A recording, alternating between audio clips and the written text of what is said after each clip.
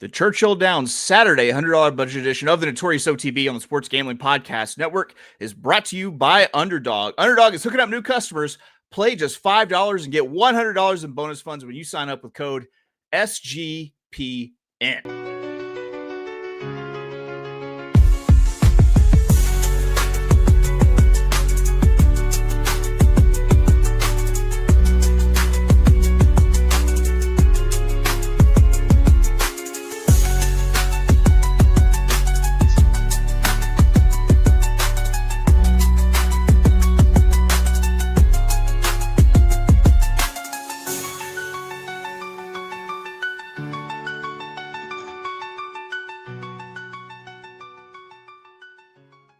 Welcome, everybody, to the Notorious OTB, brought to you by the Sports Gambling Podcast Network. And, folks, as always, it's all good, baby. It was all a dream. We used to read Blood Horse Magazine. I got my cue in there. Yes, Cuban B. And I'm your host, Chase Sessoms, the Wolf of Oaklawn. I'd rather be trapped than lazy. Don't care what they say, I'ma do what pays me. It happens every year about this time. Weaklings act like they lost their mind. Alphas reclaim the neighborhood. Rob the sheep and all the wolves get good. Yes. Welcome to the show. Joining me as always, you might know him as the Michelangelo of the crime, Michael Jordan. He's your favorite capper's favorite capper. Ladies and gentlemen, Barry the Sniper Spears. Hey, what is this? What is this shit here? Hold up. Hey, who been putting out their clothes on my floor?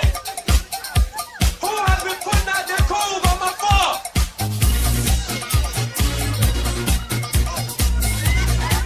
Hey. Have you people ever heard of toasters? Barry, what's good? Not much. I forgot to say yesterday that I know the name of that song.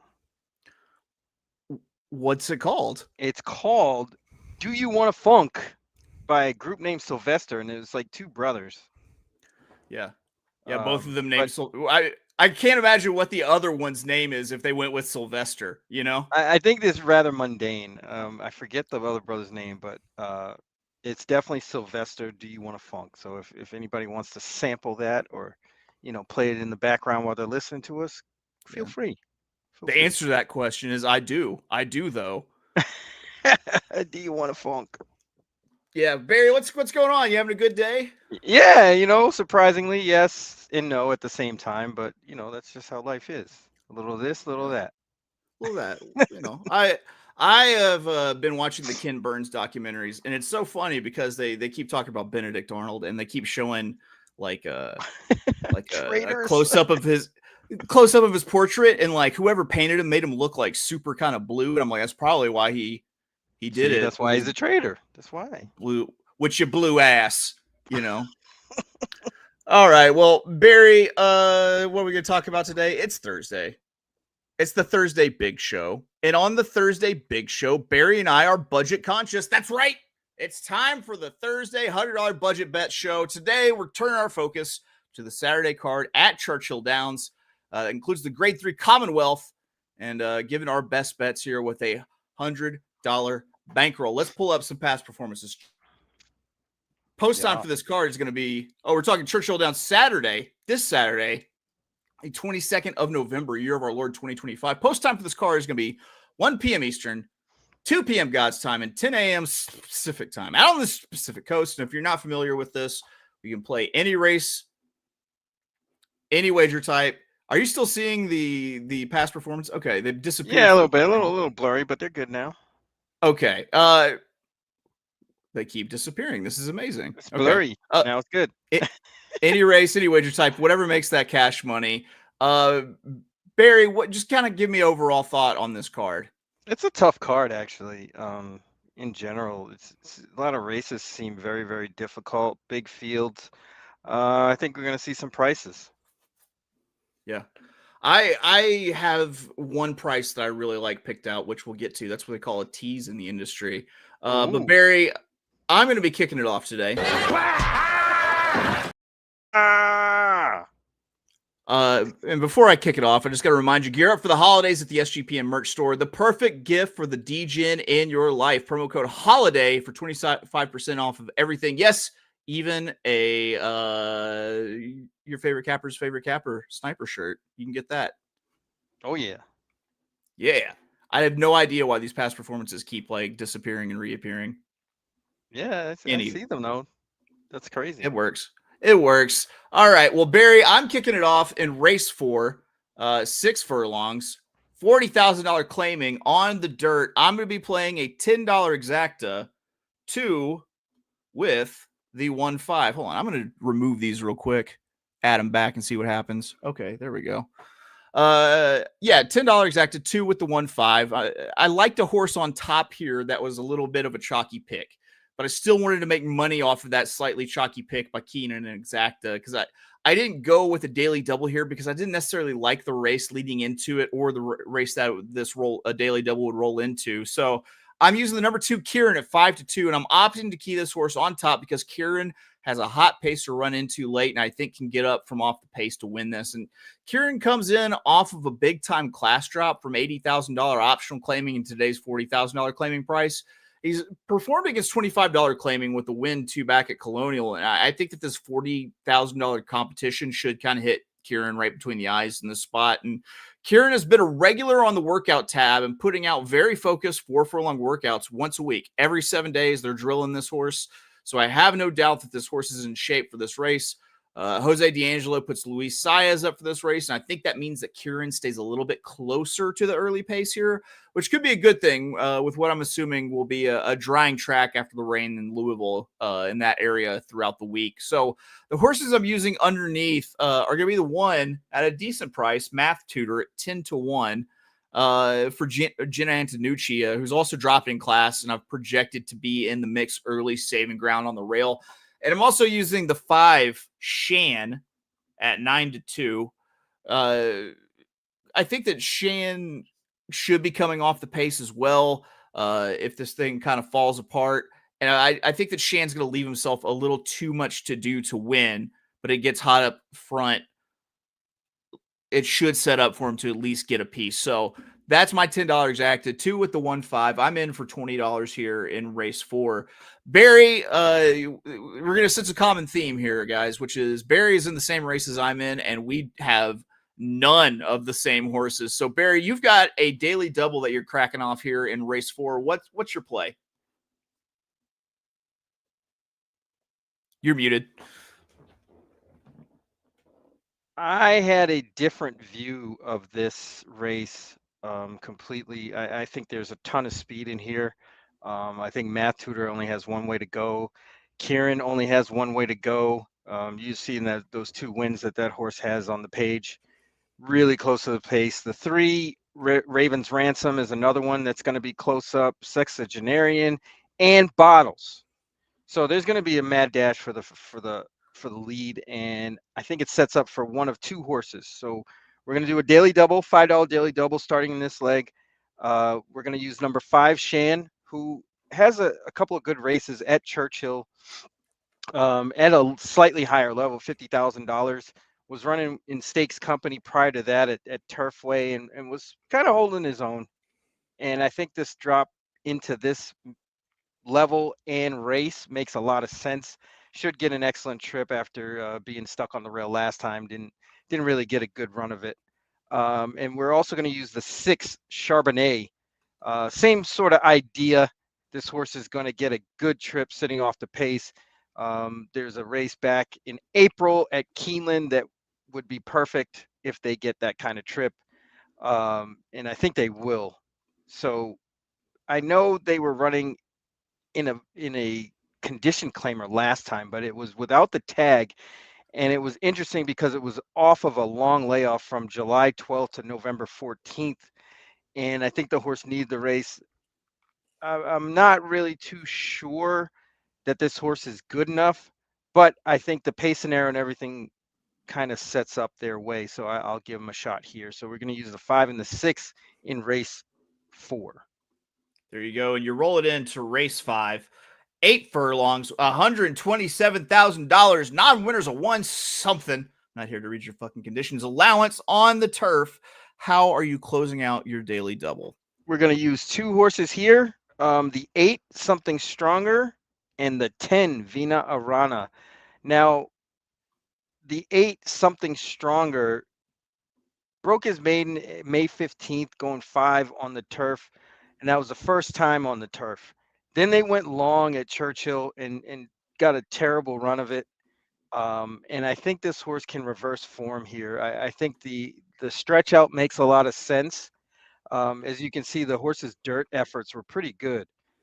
Even though they were at the maiden special weight level, I still think this horse probably has some upside here. You know, that last race against Princess Attitude and Lush Lips fares pretty good, and I think they're going to get a better trip. They kind of went to the lead, and I'm not really sure why they did that. So I expect a better ride this time and a better outcome. Same thing for the 10, Vina Arana. Just went too long last time. Was going a mile and 3/16. You know, ran pretty decently despite that. And I think that was a good prep for this race. All systems go. I think they'll be tough in this spot. So we're going to use the 8 and the 10 to close out our double. There you go. He wraps it up with the 8 and the 10 in his daily double. We're moving along. We're on to race 7. We're once again, we both have something here, but it is not the same. Yeah, not we should just this whole thing should have just been to the background of Not Like Us. Race 7, 8.5 furlongs, $30,000 claimer on the dirt. I'm playing a $10 win place on the number 4. Don't make fun of me. Layden at 15-1, and I'm playing a $5 exacta 4-6 with 4-6-10, and I'm taking my biggest swing of the day in this race and doing something that will bring shame upon my household.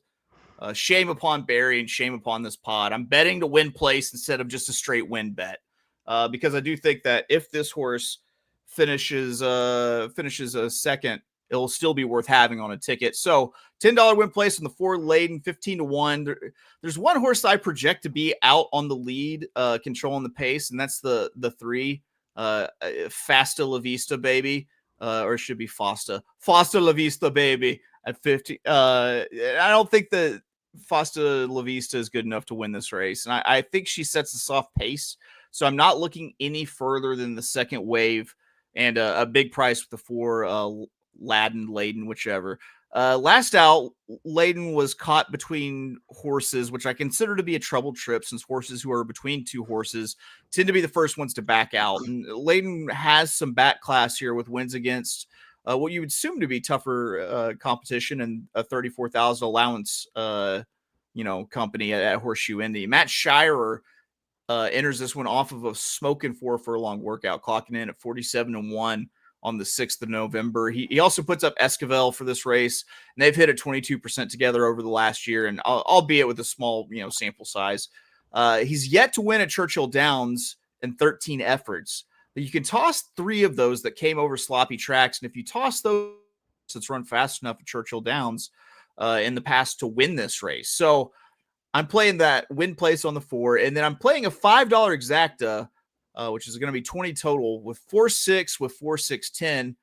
And I'm playing the part wheel with my big price Layden on top, along with the number 6, Ms. Malice, who should be coming from a little further off the pace and could be around in the end. I'm also including another more off the pace horse with the chalk, the number 10, Wits and Wagers at 5-2 in second place, because I think the only way that this exacta is worth having is if Wits and Wagers finishes second. In an ideal world, though, this thing goes 4-6. So that's my 40% of my bankroll here. $10 win place on the 4 Layden, 15-1, and a $5 exacta, 4-6 with the 4-6-10. Barry, tell me all the reasons why I'm wrong, because you have a play here in race 4. Yeah, I have a win bet and a daily double out of this race. Now, my win bet is going on number 8, Lilmore Kraken. And I like this horse quite a bit in this spot. If you look at this last 4 races, this horse has run going a route of ground on a fast track.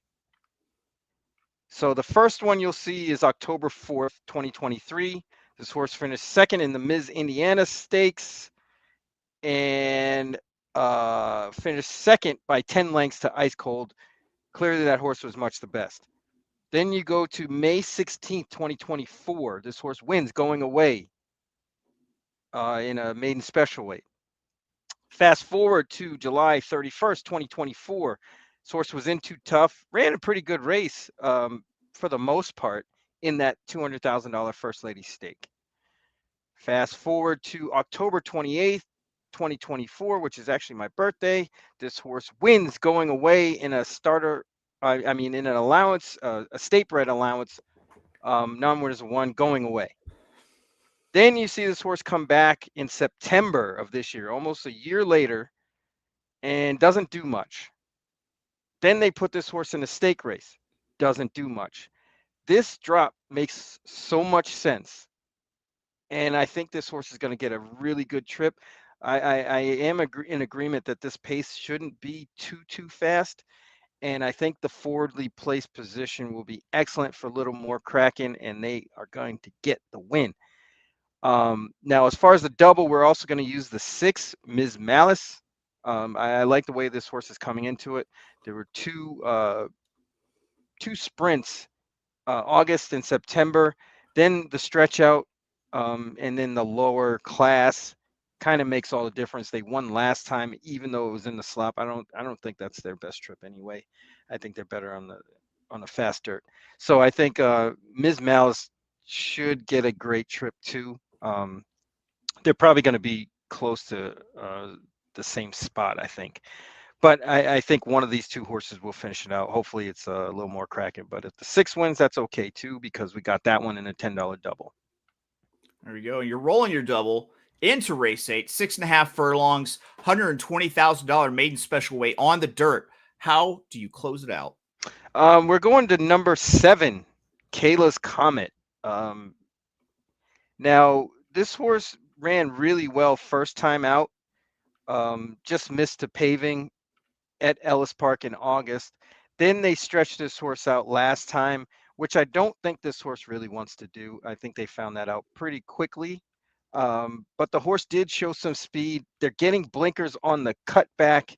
A couple of nice workouts coming into this. I think they're coming in the right form. They don't or won't need the lead in case a horse in this race kind of runs off. That usually happens in these maiden races. And I think Kayla's Comet stands a really good chance. So that's who we're going to end our double with. There you go. He ends the double with the 7, Kayla's Comet in race. What was that? Race 8? Yeah, race 8. Yes. All right. Well, race 8. Real quick, before we move on to our next races, guys, got to remind you, you can sign up with our good friends at First Bet and get a $250 sign-up bonus. Just go to 1stbet.com, unlock a $25 bonus for every $100 you bet over your first 60 days, up to a max bonus of $250. That's First Bet, code NOTB250, and that will hook you up with that sign-up bonus. If you excuse me now, I need to get a brief rehydration interlude in. And what the fuck are you doing on TV anyhow? You know I get calls from back home every fucking day. They think you went batshit. All right, they're thinking we went batshit here with race 9, or at least Barry's thinking I did, because once again we don't have the same horses. Race 9, 7 furlongs, $50,000 non-winners of 2, lifetime claiming on the dirt. I've got a $5 exacta here, 8-9 with 7-8-9, and I'm playing another spready kind of part wheel exacta, utilizing 3 horses. And this is another race that looks like it's going to have a pretty wicked fractions early, and I'm taking a pair of off-pace horses at a good price on top. So the $5 exacta, 8-9 with 7-8-9. I'm using the 8. Good Lord. That should be sitting in the second wave and have the pace to run into. And then I'm also going to use the 9 timing difference at 6-1, who has a big closing kick and is making a surface change after a turf effort at Keeneland. Timing difference is taking a drop in class down to this non-winners of 2 condition, and it's fairly lightly raced for the non-winners of 2, with only 8 races in the books. Number 8, Good Lord, is also taking that drop in class. To face competition, he should be a little bit more competitive against. In second, I'm wheeling in the number 7 Riddle Solver at 9-2, who will be coming from about the same place in the race shape as the number 9 Timing Distance. And I think the main reason I'm including underneath is because of the IRAD and Mark Cassie of it all, because they're tearing it up. So I'm going with a $5 exacta 8-9 with the 7-8-9, a $20 total play. Hopefully this thing goes 8-9 or 9-8. But what are you thinking, Barry? What do you got your play here too? Yeah, this was a tough race. So I get, how we're on different horses and such. Because there's a lot going on in this race. Everybody's kind of doing different things. Some horses come from different racetracks, and it's a real tough one. But I ended up going with a $25 win bet on number 6, Comes a Time. This horse, broke his maiden first time out with a good number at Aqueduct back in September of 2024. Then they put this horse in the Street Sense, and they got thumped by Sovereignty. Tistastic was in that race. Sandman was in that race. That was a pretty good race early on for the 2-year-olds. Then this horse, you don't see this horse until July 3rd. Ran a decent race against Big Boat, who was pretty good at that time, Mackenzie Street. I mean, that was a tough race. Then they go to the grass for Lord knows what reason. Was actually favored on the grass at Ellis and finished out of the money. Then they tried it again, and the horse finished way back. Then they get back to the main track at Keeneland. And to me, it looks like they were running this horse completely wrong. Like they were trying to force the pace and go to the lead. And I don't think this horse wants to do that. They tried it in that race at Keeneland on October 16th, and it didn't work. This horse was the favorite, got claimed by Linda Rice that day, which is huge. She comes back to this spot. And I think this is a really good spot for this horse as long as they ride this horse properly. Should sit right off the pace and pounce, not go to the lead. If they go to the lead, they're going to be stuck, and they're going to stink, and we're not going to like it. So at 8-1, I think they're worth a shot in this race. Not my most confident of picks, but I do think they do stand a really good chance with that kind of body of work. So we're going to go $25 to win on number 6, Comes a Time. Let's go. A question for you on Comes a Time.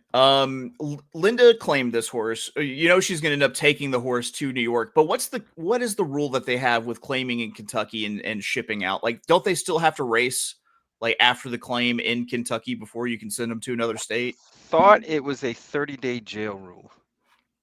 Gotcha. And then they can run wherever, however. But I have to check on that because they might have to run in Kentucky, like you said. I'm not 100% sure, but if that's the case, she fits the bill here anyway. Yeah, I think this is a really good spot for a horse like that. There we go. I'm just going to remind everyone one last time before we get into our last plays on the card. Don't forget, first bet, that's 1stbet.com. Use that promo code NOTB250 and make sure you get a $250 sign up bonus. Right. And if you excuse me, I do need to take a brief rehydration interlude. Barry, what are we doing? We're giving out free picks. And I make nothing. Zero. Zilch. By the time I pay all my scientists, all my people in my research department, lab coats, it's a wash. Well, why you do it then, baby Billy? Well, because I'm selfless.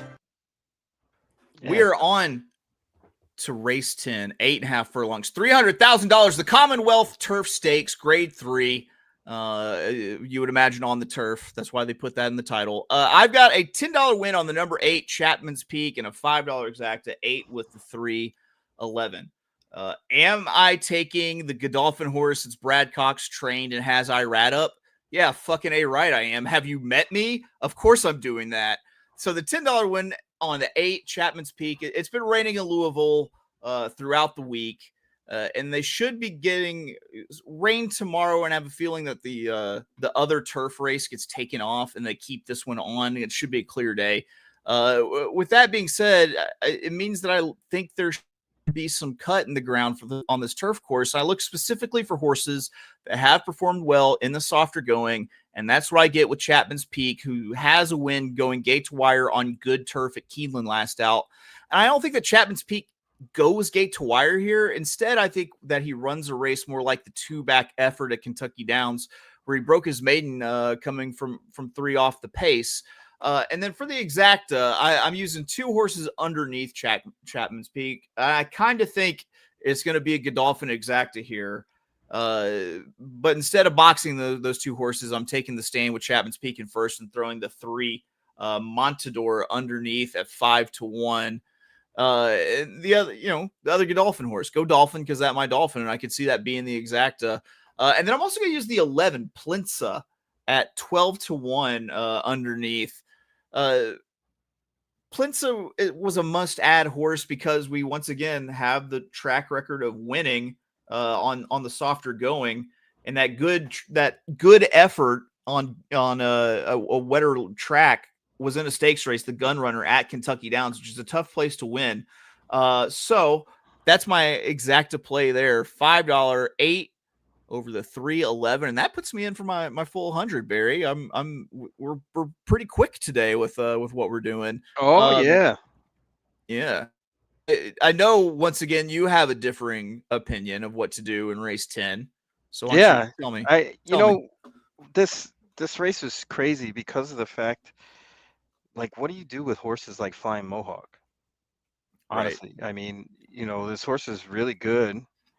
Obviously a turf horse, runs in the Derby, and we don't see this horse since until Thanksgiving, basically. I don't know. I mean, I would normally like a horse like that, but they just been gone for way too long, getting blinkers. It just doesn't add up. But I'm sure it's a starting point for them. But I did go with a $25 win bet on number 3, Montador. I think this horse is really coming into good form. That October 4th race was real key. Lost to Tenacious Leader, who came out of that race to just miss to horse in this race, troubleshooting by a neck in the Bryan Station, a grade 3. 3 of the 4 top finishers in that race, 2 of them finished second, 1 won, and then Montador was the 4th horse. So I think this horse has a lot of upside. Very, very good. Should get a good trip. Drew well, gets Louis Saez.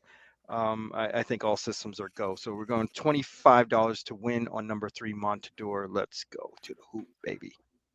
There you go. And that's your 100. You're in. You Yes. didn't save it for the bailout, but don't you worry, folks. This is the time of the show where we have saved our most tasty morsels for you, so you can get out of the door with a little bit of profit in your pocket. That's right. It's time for bailout bets. I'm leaving here with something. You know what I mean? I'm from around the way. I'm leaving with something. 8.5 furlongs, $50,000 finale allowance here at Churchill Downs. I am going to play the 5. I'm not sure if you say just ASAP or just ASAP, but I should get a good stocking trip in first just run. A sap.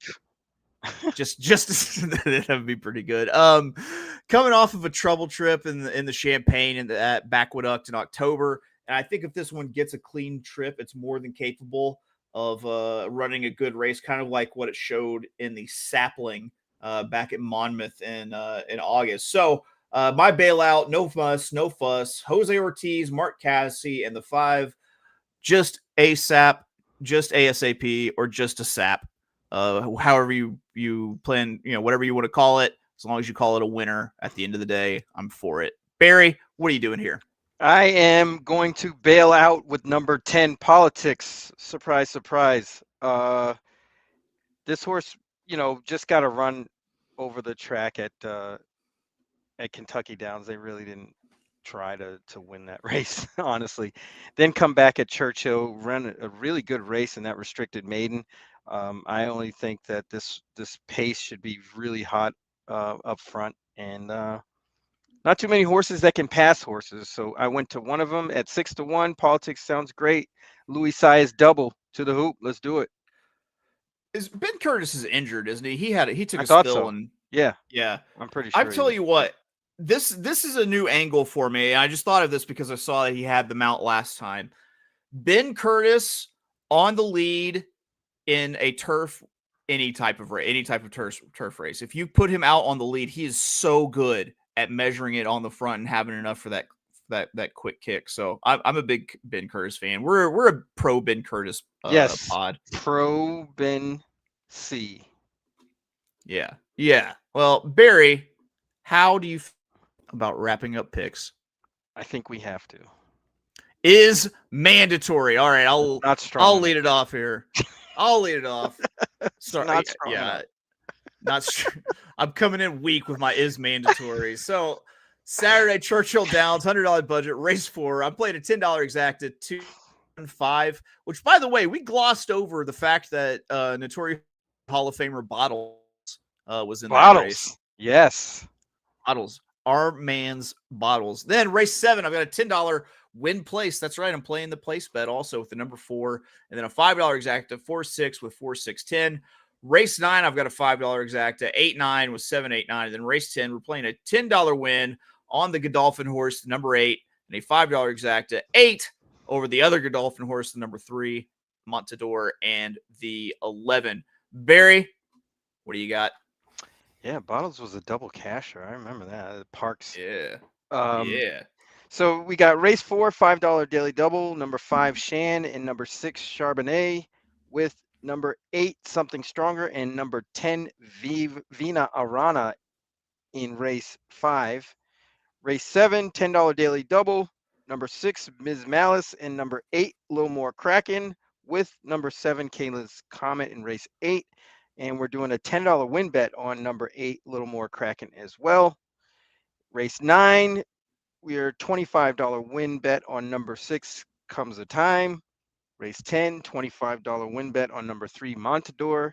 And number 10 Politics is the Bailout in race 11. Let's do this. There we go. Hoop it. Hoop it. I don't think Hoop it. I'm trying. Oh shit. Sorry. Hoop it. Oh, I got it. I got distracted there. God. Hoop it. Here we go. Love Duncan, guy. What you talking about? Talking about love Duncan. Just falling asleep on my duties here. Barry, I don't think that we've ever had a show like this where we have been in all the same races and had such different opinions. Never. This is truly an NOTB first. Yeah. I'm hoping that it just means that we're just gonna kind of like alternate. Like it'll be right. We get every other. Yeah, something like that. Or one of us hits them all, and then we're good.